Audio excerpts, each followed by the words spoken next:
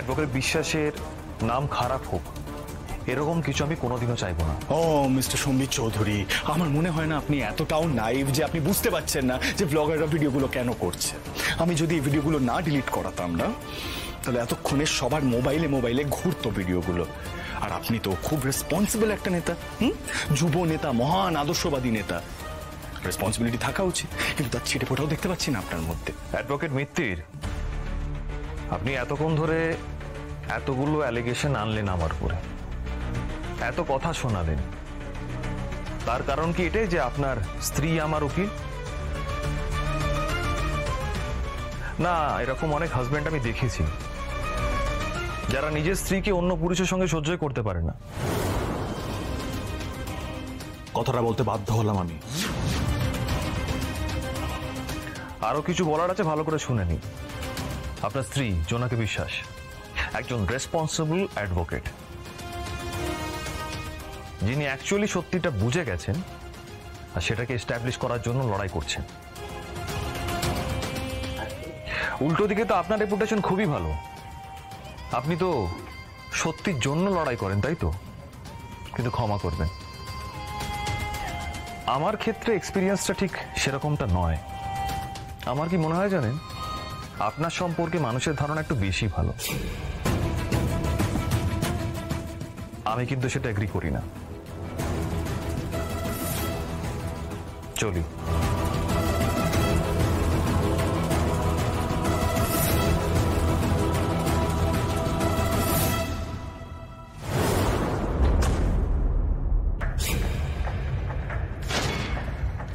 এতগুলো কথা আমাকে শোনালো, দাঁড়িয়ে দাঁড়িয়ে সবটা শুনলে কিন্তু একবার রিপ্লাই দেওয়াটা প্রয়োজন মনে করলে না? হাউ ডে হি, হ্যাঁ? তোমার ক্লায়েন্ট তোমার সামনে দাঁড়িয়ে দাঁড়িয়ে আমাকে এতগুলো কথা শোনানোর সাহসটা কোত্থেকে পায়? হ্যাঁ, টেল মি, কাম অন। আমি আজ ভিডিওটা ডিলিট করালাম, কেন করলাম? যাতে তোমার ইমেজটা, তোমার রেপুটেশনটা প্রোটেক্টেড থাকে। কেন করলাম? For what? ধরুন যদি ভিডিওটা ভাইরাল হয়ে যেত, লোকে আমার নামে খারাপ কথা বলতো, তাতে আপনার কি? আপনি আমার জন্য এখনো এত কেন ভাবছেন মিস্টার মিত্তির?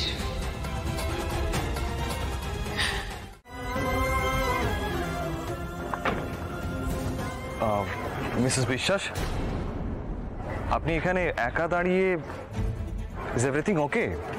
হ্যাঁ, সব ঠিক আছে। এই তো বাড়ি যাব। বেশ, তো আপনি চলুন না, আমি আপনাকে ড্রপ করে দিচ্ছি, আসুন। না সম্বিত বাবু, তার কোনো প্রয়োজন পড়বে না, আমি নিজেই চলে যেতে পারবো।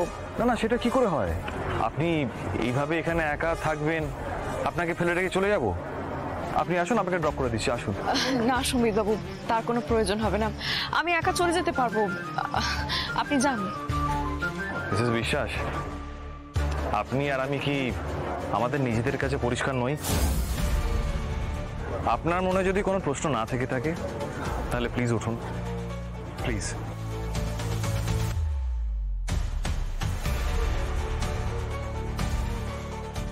চলুন প্লিজ।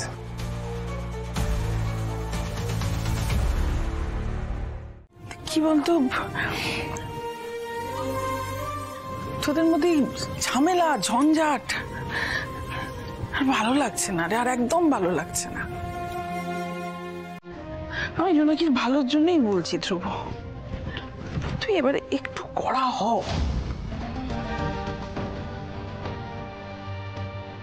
কি বলছো তুমি দিদি?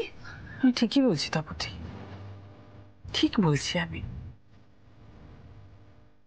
ধ্রুব জোনাকির সাথে অন্যায় করেছিল, তার জন্য বারবার ক্ষমা চেয়েছে, বারবার চেয়েছে, আর আমরা ওদের মধ্যে মিটমাট করে দেবার চেষ্টাও করেছি।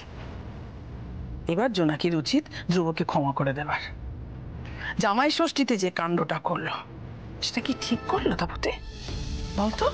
শুধু জামাই ষষ্ঠী, শুধু ওই একটা দিনের কথা ভেবে তুমি, মানে ওই একটা দিনের কথা মাথায় রেখে তুমি জোনাকিকে জাজ করবে, আর আগের কথাগুলো একটুও ভাববে না?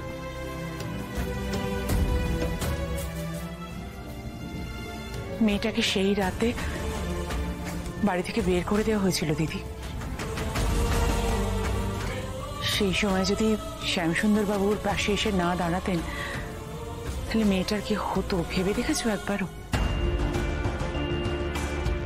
হ্যাঁ, আমি মানছি যে ধ্রুব সেই সময়টা সব সময় জোনাকির পেছনে একেবারে ছায়ার মতো ছিল, কিন্তু আমার ছেলে একটা দিনও আজ অব্দি সেই কথাটা মুখ ফুটে জোনাকিকে বলতেই পারলো না। জোনাকির যে রাগ ধ্রুবর ওপর, সেটা কি খুব অমূলক দিদি? আমার তো মনে হয় রাগ করাটাই স্বাভাবিক, রাগটা তো মিথ্যে নয়। তাহলে তুই কি বলতে চাইছিস? জোনাকি আজীবন মনের মধ্যে রাগটা পুষে রাখবে? সম্পর্কটা টিকবে? তপতি, তুই চাস না তোর ছেলে বউয়ের সম্পর্কটা আবার আগের মতো হোক, ওরা ভালো থাকুক, সংসারটা বাঁচুক? চাস না বল? ওই এক সম্বিত চৌধুরী হয়েছে, সম্বিত চৌধুরীর সঙ্গে জোনাকির পেশাগত সম্পর্ক, সেটা আমরা জানি, তুই জানিস, আমি জানি, বাড়ির লোকেরা জানে, বাইরের আর 5টা লোক তো জানে না। বাইরের 5টা লোক যখন সম্বিত আর জোনাকিকে নিয়ে দুটো খারাপ কথা বলবে, ভালো লাগবে শুনতে? মান সম্মান থাকবে তো?